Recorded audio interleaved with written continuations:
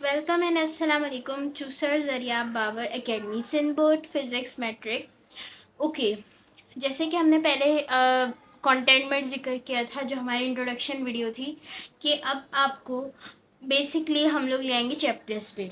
तो इस दफ़ा हम लोग आप लोगों को चैप्टर्स पे ले आए हैं और आज हम आप लोगों को बताएंगे चैप्टर नंबर 1।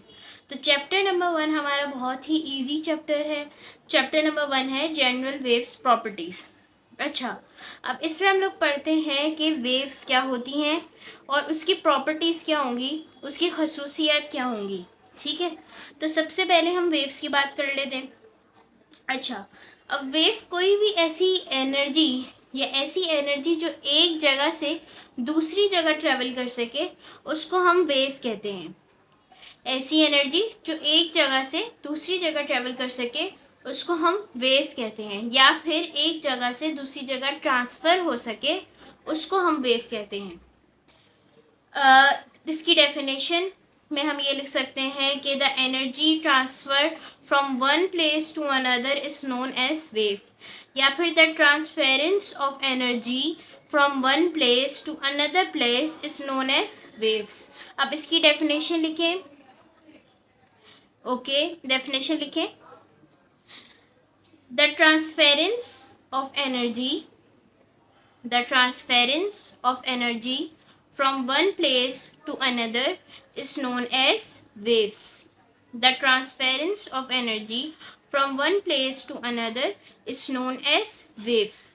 हम लोगों ने वेव्स की बात कर ली। अब हम लोग आएंगे इसकी टाइप्स पे। इसकी टाइप्स कौन कौन सी हो सकती हैं, इसके बारे में हम डिस्कशन करेंगे। पहले हमें ये पता चल गया कि वेव्स क्या होती हैं। ऐसी एनर्जी जो एक जगह से दूसरी जगह ट्रांसफ़र हो, उसको हम वेव्स कहते हैं। ठीक है, अब इसमें हमारे पास दो किस्म की टाइप्स होती हैं। एक होती है ट्रांसफर्स वेव्स और एक होती है लॉन्गिट्यूडनल वेव्स। यहाँ पे आपको नेम राइट करके दिखाती हूँ मैं आप लोगों को कि ट्रांसफर्स वेव्स और लॉन्गिट्यूडनल वेव्स कौन सी होती हैं।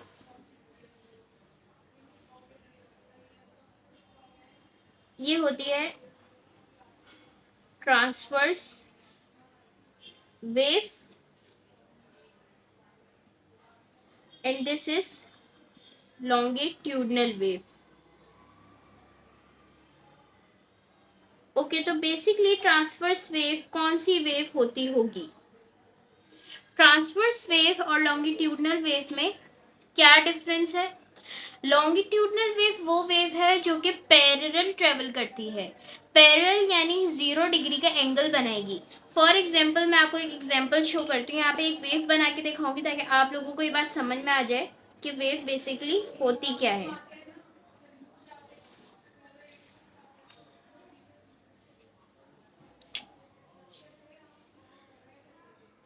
वेव आपको दिखाएंगे कि लॉन्गिट्यूडनल वेव कैसी होती है।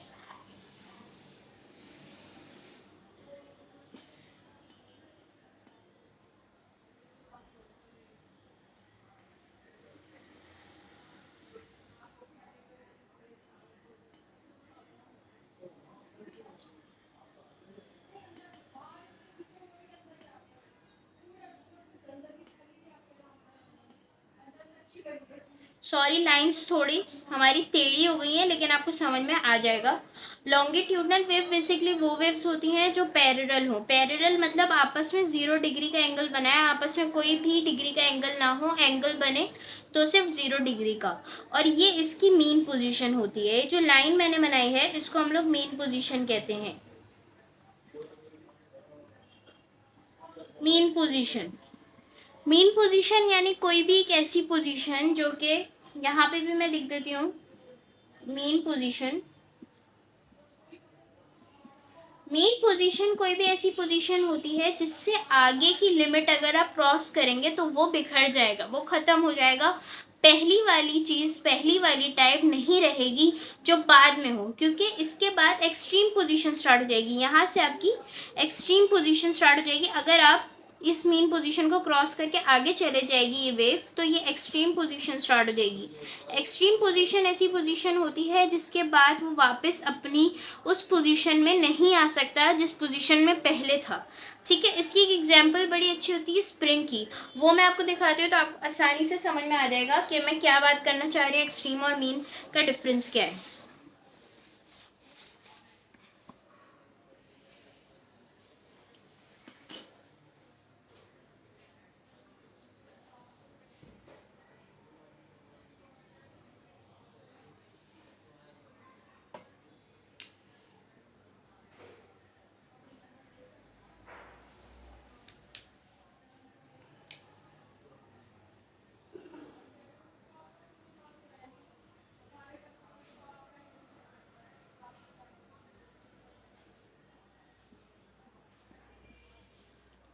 ये हमारे पास एक मास आ गया।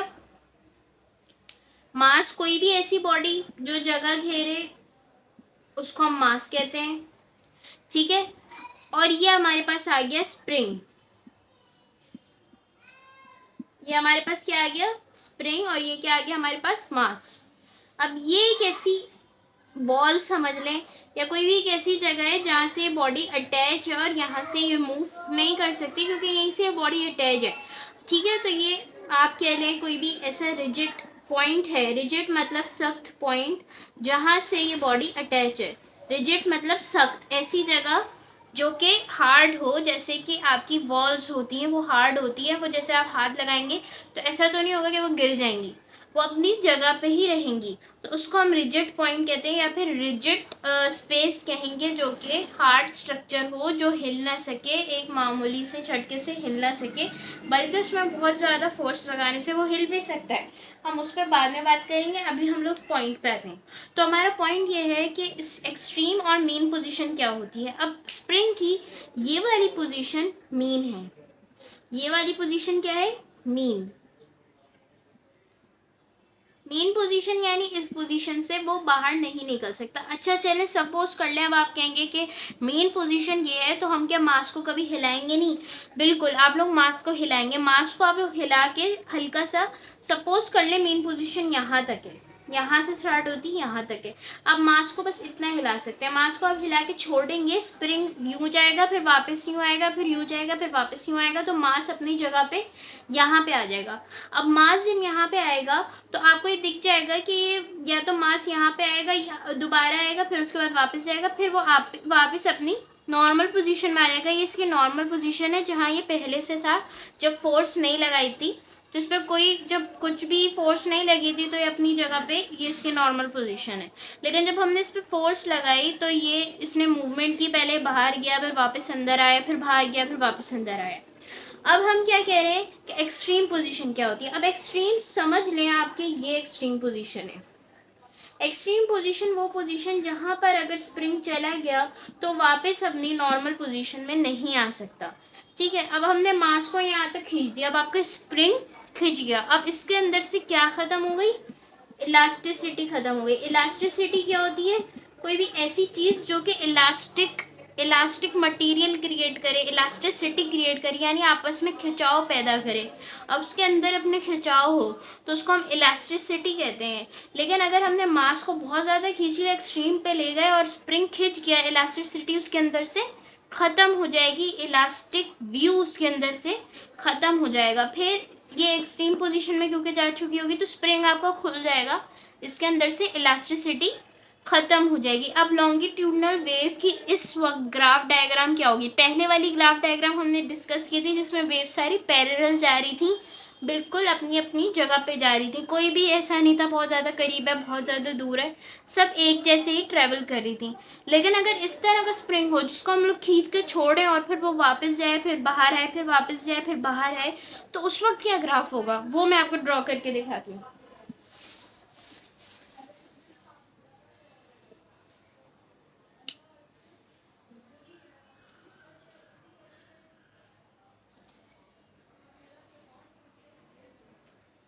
उस वक्त ये ग्राफ होगा कि जहाँ जहाँ स्प्रिंग बहुत ज़्यादा करीब होगा वहाँ वहाँ ये वेव्स भी बहुत ज़्यादा करीब होंगी, और जहाँ जहाँ स्प्रिंग बहुत ज़्यादा दूर होगा वहाँ वहाँ ये वेव्स भी दूर दूर होंगी, फिर जहाँ स्प्रिंग करीब होगा फिर वेव्स करीब होंगी, फिर जहाँ स्प्रिंग दूर होगा फिर वहाँ वेव्स दूर होंगी, फिर जहाँ स्प्रिंग करीब हुआ फिर ये वेव्स करीब हो गई, फिर जहाँ स्प्रिंग दूर हुआ फिर वहाँ वेव्स दूर हो गई।